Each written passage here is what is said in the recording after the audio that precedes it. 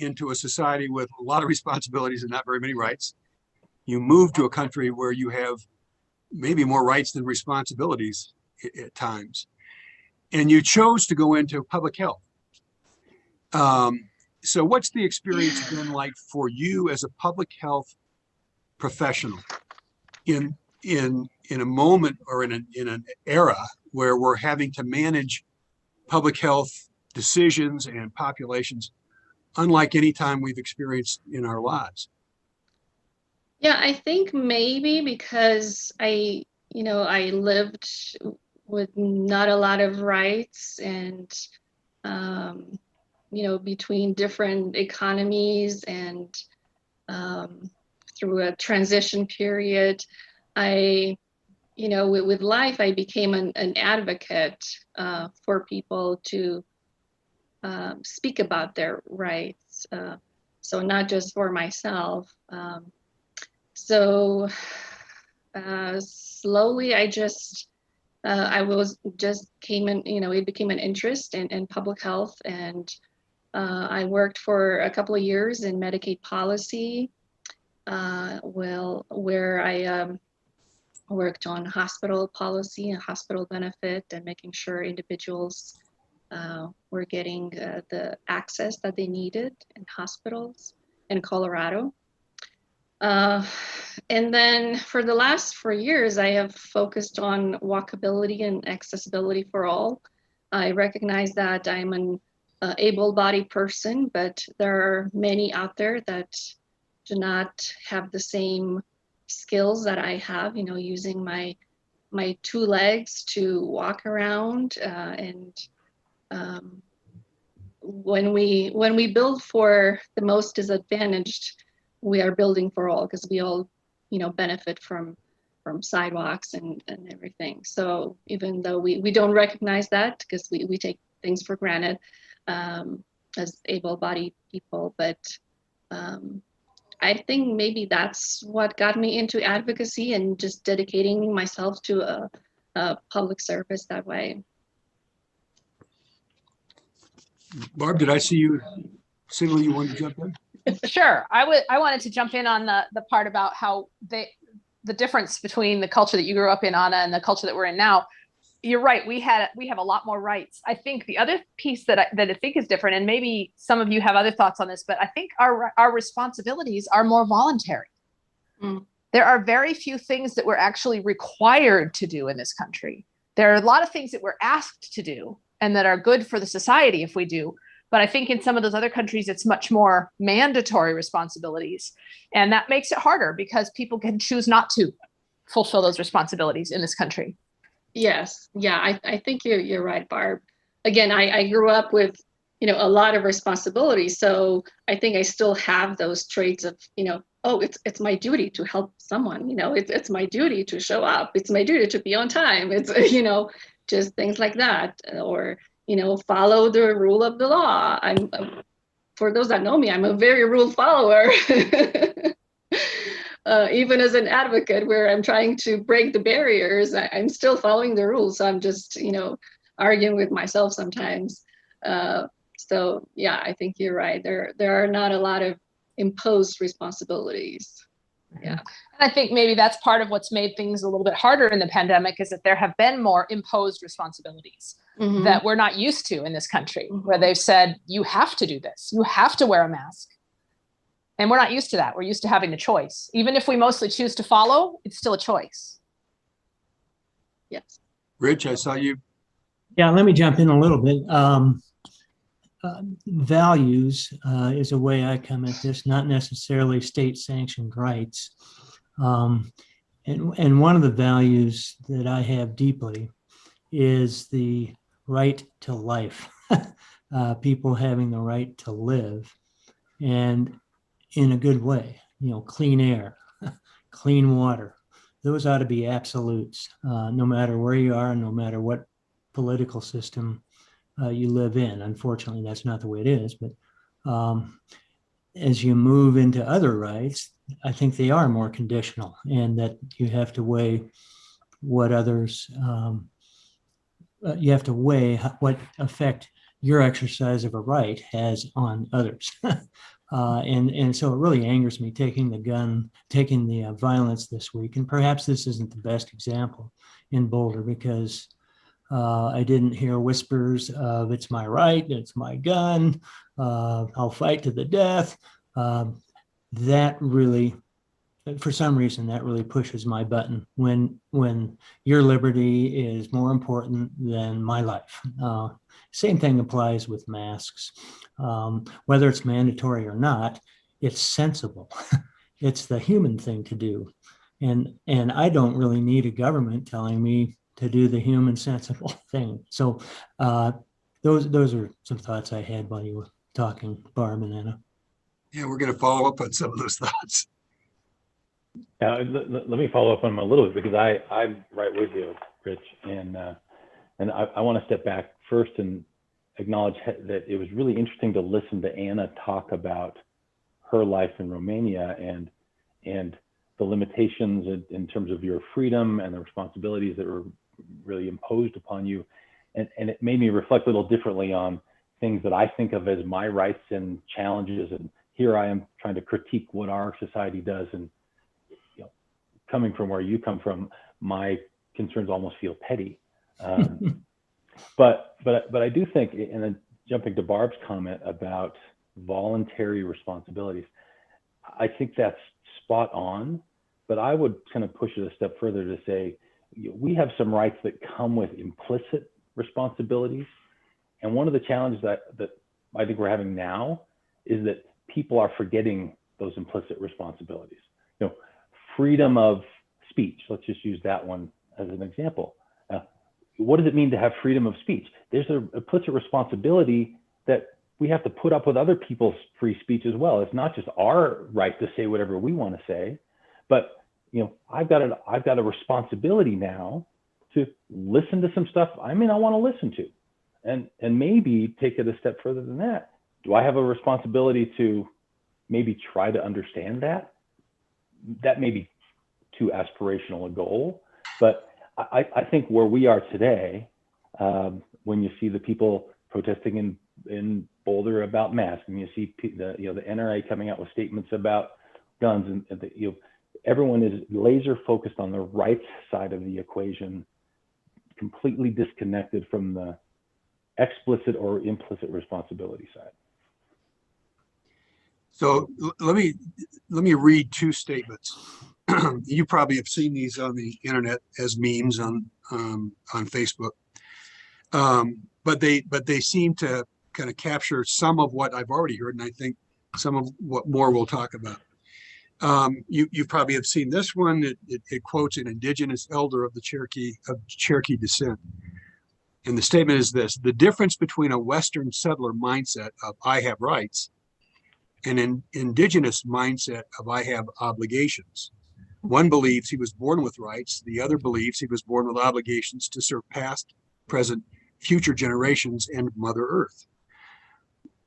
Different societies, very different perspectives on rights and responsibilities. Here's the second, by a quote of Peter Marshall. And Barb, you can confirm this if you will. One of the great preachers, maybe, I don't know if he was considered a theologian, but one of the great preachers of the last century.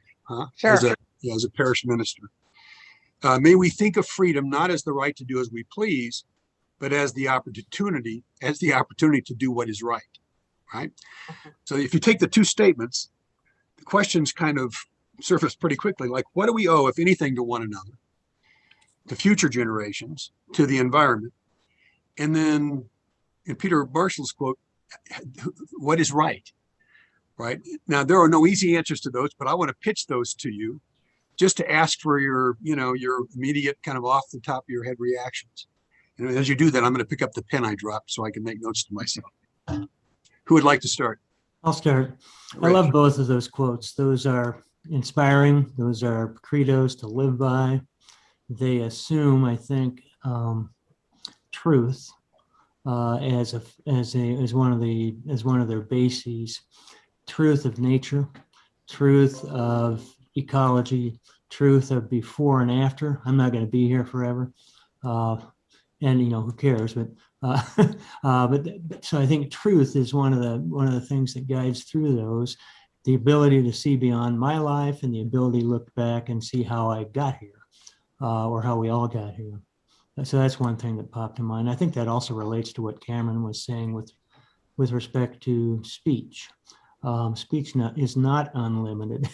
It is bound by the offense I may cause others. It's bound by whether I'm telling the truth. Those are a couple of things that I think should restrain anybody's right to speak. One of the benefits of having Cameron, you and Rich in this conversation as attorneys with your legal background is what you brought into that conversation just now, Rich. So let's build on that just a little bit. We have heard Cameron made reference to the demonstration last weekend in Boulder, and there were demonstrations across the country. And I'm looking at the Sunday paper here, the maskless marchers, right? And the signs about, go naked with your face, or whatever those signs were, right? Bury your smile, that kind of thing. And without no disrespect to anybody, part of what we've heard a lot of since the beginning of the pandemic is what my constitutional rights are to not wear a mask. Could you just unpack, either or both of you unpack that kind of a statement in terms of what the real legal parameters are, both from freedom of speech and then, how does one think about constitutional rights, even before you get to what we owe one another and what's the right thing to do? Go ahead, Cameron. Well, I was going to let you take a stab at it, Rich, because I don't live in the constitutional law world, but I don't see anything in the Constitution that gives me the right to decide for myself which governmental rules I want to follow and which not to follow. That to me is the crux of the issue. Part of my responsibility, if I choose, and as an American citizen by choice, if I choose to take advantage of the society that I'm in now, the community that I live in, the city of Longmont, the state of Colorado, then I also have a responsibility to live under the guidelines that are established for how that runs. And one of those is that the government can establish some rules. I may not like them. I may completely disagree with them. But if I'm taking advantage of the benefits, I got to follow the rules. And that to me, is the crux of the issue. I think there's no constitutional right to just pick and choose what rules I want to follow. All right, Rich, you can pick that up. And then I saw both Barb and Anna they'd like to jump back in. So we'll take that turn around the screen here. I'm not sure this is so much constitutional. It's going back to what several of us have said. It's the right to be free from your disease. It's the right to be free from your lack of truth. It's my right to be free from. It works two ways, and I think where the Constitution doesn't try to cover all of those bases. I think the founders assumed that, well, they didn't even assume that, liberty came after life and pursuit of happiness came after both. And if you want to view that as a moral spectrum, that's where the founders were coming from. Their first in line was life. And if I'm hurting somebody else's life, I'm wrong, even though I think I might have a constitutional right to do so. Barb? Well, and I would say too, one of the things we often overlook, and it's a clear example, is the mask ordinances, is that nobody has declared that anybody has to wear a mask. You can stay in your house and never wear a mask.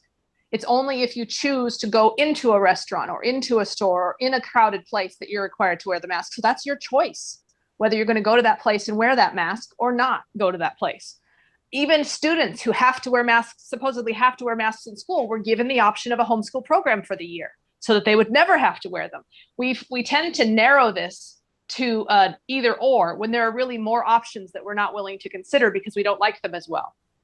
So I think that's an important thing to remember too in that. Anna, did you want to add to this?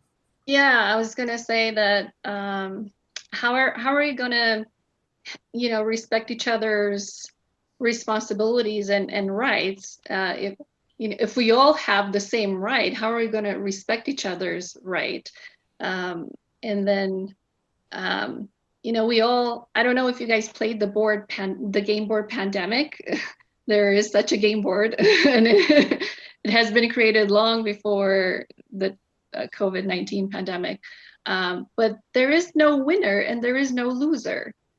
We actually all win or we all lose. It's a team effort. So we all work together to win a battle with a virus or whatever it is, or we all lose the battle. So we all have a responsibility, towards each other to help each other, towards our health, towards our life, to protect each other. Anna, I would add, go ahead, Barb. I would add to that, though, that I was encouraged at the beginning of the pandemic when we started seeing the modeling of how viruses spread. And if a certain percentage of the people followed the rules, then the virus would spread. I was very encouraged to see that if 70% of us followed the rules, we would pretty much be able to contain the problem, because I know that there are people who can't or won't choose to follow the rules. And so to know that there's a 30% margin for that makes me feel a lot more like we can get through this, because there are so many who want to do the right thing, but then there are always a few who either don't want to or choose not to. And it's good to know that it doesn't have to be, we all do it in order to win, or we don't all do it and then we lose. Cameron. I think that's an excellent point. And one thing I want to make sure that this doesn't become is that we're not bashing the anti-maskers. I think I absolutely want to hear what they have to say. I want that input. If there are things that I don't know that they have studied and evaluated and can convince me, or more importantly, convince the people that make the rules that the rules should be different, more power to them. And if they want to march down the streets and demonstrate, absolutely, that's their right. I'd kind of prefer that they do it within the boundaries of the rules that are established for whichever city they're walking around in. But there's no bashing of the opinions that they have. I just think we have an obligation, because we're members of a society and a community, to do it within the structures that we've all established. And if people wanted to learn more about the game that you took, the board game, where would they learn? Where would they get the information? Can they just Google that? Yeah, I think you can, get it online, and there's actually a store in downtown. Now I can't remember the name of the store, and I don't know if I should name drop anyway. What is it? This is local public access television. We could do anything. Is it 5th and Main, I think? There's a store that has all sorts of games, game boards, and comic books. If you're familiar with the comic book store, again, the name escapes me right now, but it does have the Pandemic game. So yeah, we just got a new edition, and it gets more complicated. Like, it has some spy in there, so I was like, okay, this is I don't know if we want to deal with that in real life. Well, the longer we've been in this pandemic, the more complicated it's become. So true. So what are the parallels that come to your mind? As I think about trying to understand, Cameron, your comments are well stated, that the whole purpose of these conversations aren't to bash anybody. Mm-hmm. Mm-hmm. And in fact, if there are folks listening tonight who would like to join this conversation, I hope they will. But I personally continue to reflect on what are the parallels when it comes to at least public health and safety. If you take guns out of the equation, what are the other examples where we've all agreed these are things we do together because we owe it to one another? Because it's not just about how I want to exercise my personal rights or authority, but what we owe one another is a social order. Like, you don't drive 60 miles an hour through a school zone, right? Or secondhand smoke. People just pretty much, don't they? Or am I just making that up? People are sensitive to secondhand smoke and can't smoke in a lot of public places now. But examples like that, where they haven't been controversial, or they're not emotional, or they're not politically charged, the way the masking issue became so politically charged. Barb. Well, no shoes, no shirt, no service. Nobody argues about that. Yeah. But I'll pick up on smoking. I've been in bands, blues and rock bands off and on. That's right. That's right. You're a musician. And when the smoking bans came into play, it just shot a hole through the heart of live music. And you had 6 or 8 people in the audience and 20 or 30 outside. And that's it. So, but your point is well taken. Traffic is one. You stay in the right lane and they stay in their right lane, and we don't run into each other. And I think we take it for granted after a while. And I'm going to go back. The respect is for life, and the respect is for your safety and the safety of others. That's implicit in both things you just mentioned, traffic and smoking.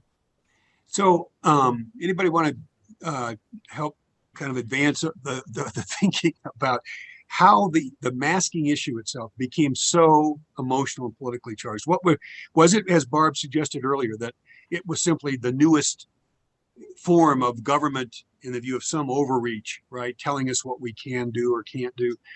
But the government does that, as Cameron is. That's the nature of an orderly society, right? That there are rules to follow, lanes to stay in, traffic and otherwise.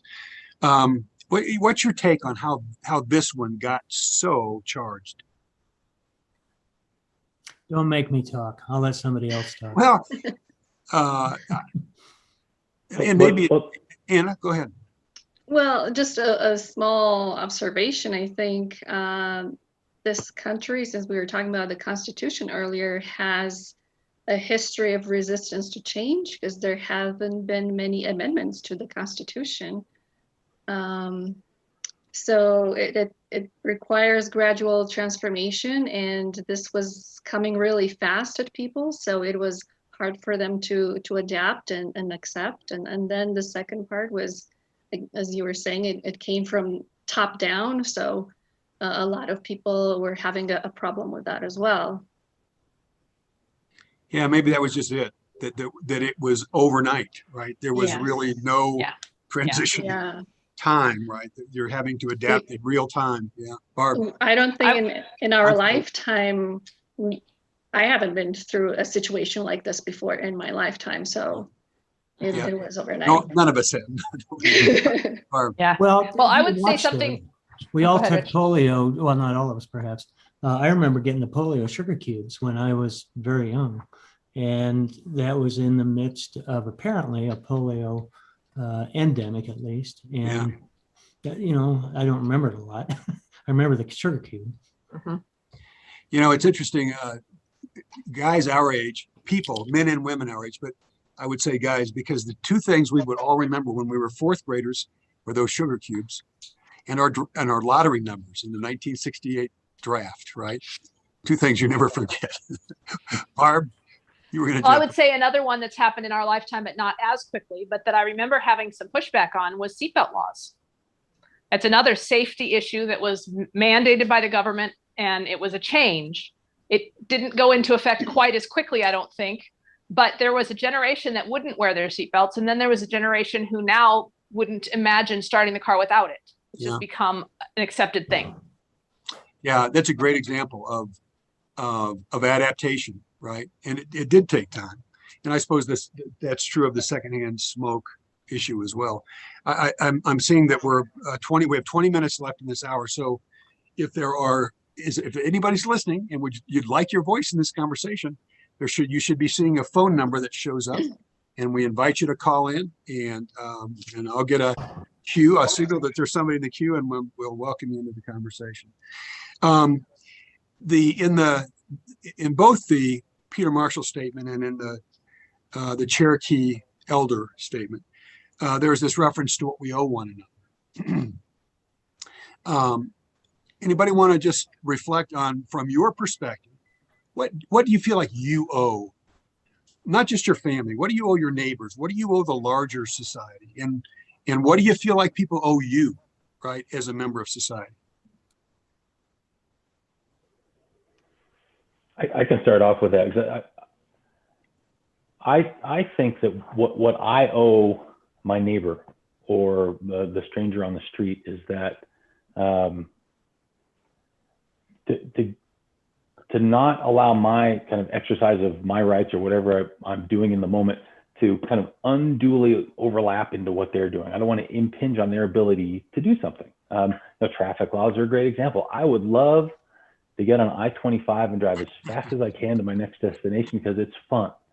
But it's not going to be safe for anybody else. Maybe the people way behind me, but the people in front of me are not going to be in a good position. And so I owe it to them to be cautious with how I maneuver around them. Even though I have a desire and maybe a right to get from point A to point B, but there's a way to get there without causing them undue risk. Rich. The Cherokee elders statement probably grabs me more than the other one a little bit. I think the Cherokee elder was speaking in terms of cycles. And I think Native Americans came to recognize that they were people of the earth, living with the earth, and it was sort of natural to see Earth's cycles. And it was important, I think there's a saying, to the seventh generation. You know, what I do today, I do for the seventh generation after me. And it was a respect for those cycles. And Anna mentioned it earlier about concern for the environment, concern for the planet we live on. And that's what comes up with for me with the Cherokee elder. Any other comment on this? Sure, I will. One of the things that I'd like to kind of turn this around a little bit, because one of the things that's in our Constitution, or at least in some of those documents, is the pursuit of happiness and our right to pursue happiness.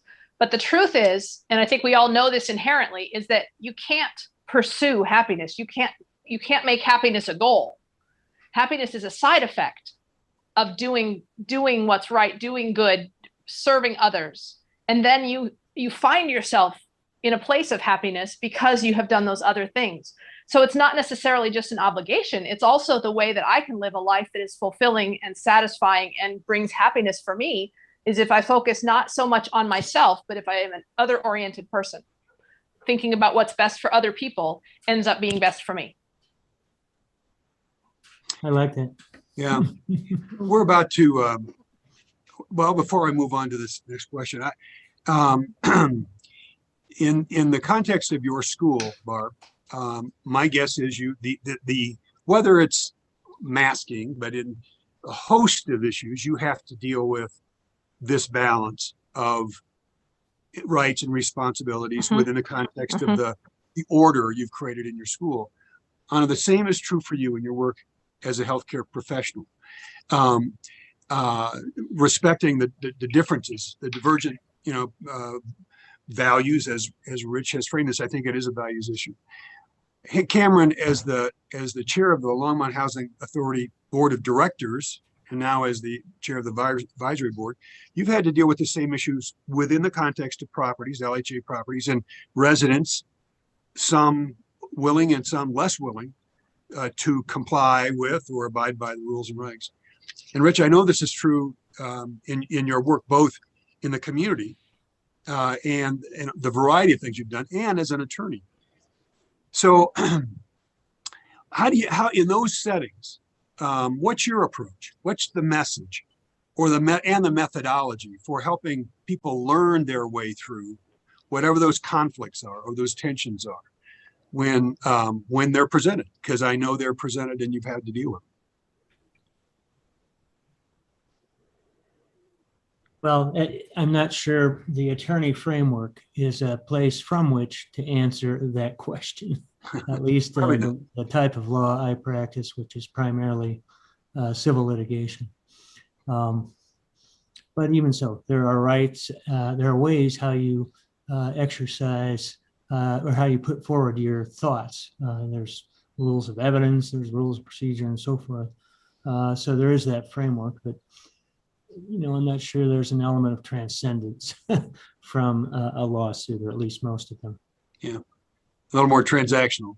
Yeah, I would say absolutely. from a school perspective, we deal with this all the time in helping kids figure things out. And one of the things that is really helpful is to frame things in terms of choices, because the truth is there's always a choice. A student can choose, you can tell a student that they can't disrupt the class, but the truth is that they can. They can choose to do that and we can't stop them. So the choice is, do you want to be in this class and be respectful of the others in this class and allow them to work? Or do you want to go work in the principal's office? That's your choice. You still have the choice to continue to be disruptive and be relocated and not be with your friends. And we have that in society as well, in so many different ways, where we actually have more choice than we recognize, but they may not be choices that we prefer. And so we can choose the way that allows us to have the outcome that we want. Well, some of what you described, there are consequences for choices exercised that may not be the outcome somebody wants, and that's part of what's happening in the larger social context. In the school settings, there's just a little more. It's a little more clearly defined where the authority lies, and the presence is more timely probably than in the larger social order, right? When people are freewheeling. But I think the lesson is an important one. We raise our children to understand there are parameters, and there's a respect that has to go with the welfare, safety, learning environment, right? That others are experiencing, and it's not just about what your preferences are, but about what we need to do together here. How does that play? Anna, go ahead.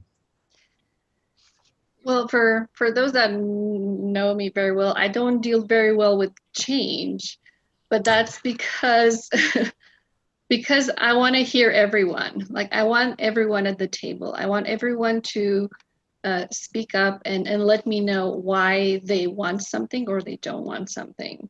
And, this is valid in both my work as in advocacy or when I worked at Medicaid. We had to reach across the aisle. We had to talk, with the legislative branch. And we got to meet somewhere, not necessarily in the middle, but we got to meet somewhere. So everyone, might give away something, but we got to meet somewhere, and have a dialogue and learn from one another. Why are we thinking this way? Why are we choosing this way? And where can we get to a common decision?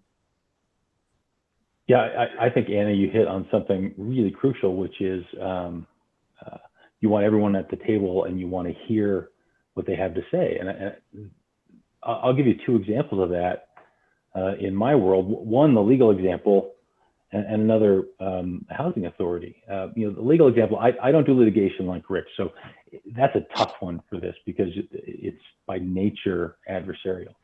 But I do a lot of contract work, so there's negotiation, and there's built-in give and take. If my client says I want A, B, and C, there's a consequence to that. Okay, well, if you want A, B, and C, that means that the party on the other side has to get D, E, and F. And you can't, there's some give and take constantly.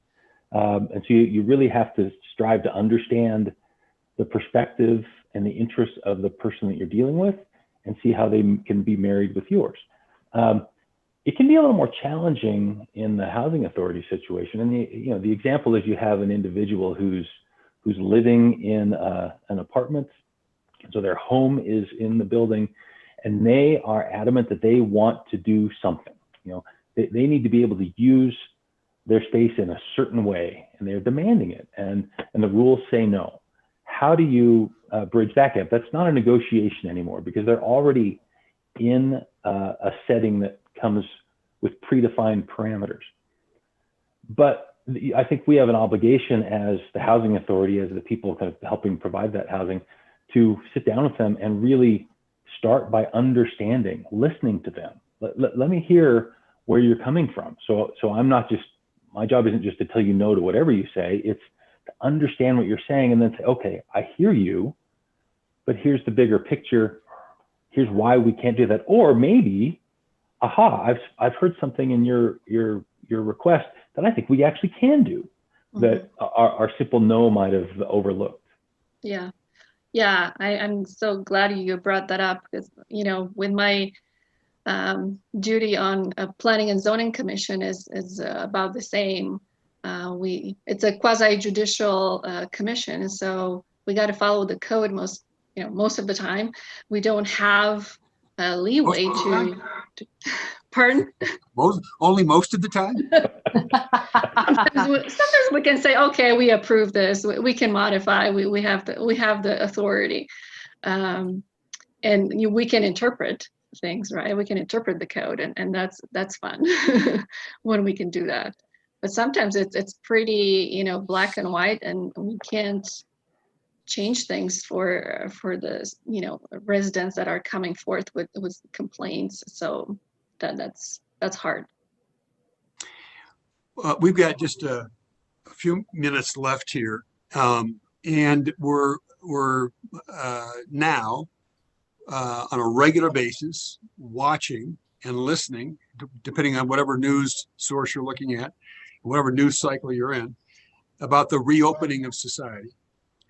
And the reopening of society, where in many places around the world, including in the United States, the trends in terms of infection, not death rates, but infection rates and hospitalizations are starting to turn in the wrong direction, right? We've seen such dramatic declines or decreases in the last couple of months. And with the hope, right, of the introduced by vaccines, people are anxious to get back out. We all are, for all the reasons we all understand. Any reflections, concerns, advice, perspectives you want to bring for this conversation and for anybody who listens as we anticipate the reopening of society? How do we do this in a way that takes us right back to this balance, so that we don't do to ourselves? We've done a couple times now, and that is provoke another spike, right? Another wave. Rich? It must be hard for the policymakers to deal with the economic forces, the business that's closing down or suffering over against the societal need to deal with an animal that knows no boundaries and doesn't have any feelings and could care less about how many people it kills. It's a virus. And it's interesting that we have a worldwide problem. That has been interesting to me, instead of just based in one state or one country. And we have the whole world working on this one way or the other. But I'm just glad I'm not the policymaker making decisions on masks or mom and pop's business. Amen to that. Any advice for the policymakers? That's the question. I still think you have to favor life. That's my mantra. I would counter that a little though, Rich, by saying that it's not just life, it's being able to live. Because I would argue that, an elderly person who is stuck in a room completely alone, unable to see family or friends, unable to go anywhere, is not really able to live. And so do we completely take away living in order to preserve life? I'm not sure. I think that's a really hard balance. I think we've used blunt instruments for a while with respect to the pandemic, and hence we have elderly people stuck in a room. There may be a different response next time around. And I would agree. I don't want to condemn the policymakers that tried to make the best decisions they could, certainly. But I also think that we need to be a little more nuanced in how we look at both life and living. I'm just going to insert right in this moment. I'm not part of this panel, but if I were part of the panel, right?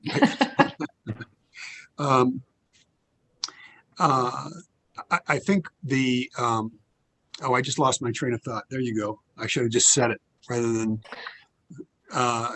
go. Either Cameron or Anna want to jump in on this reopening of society. I think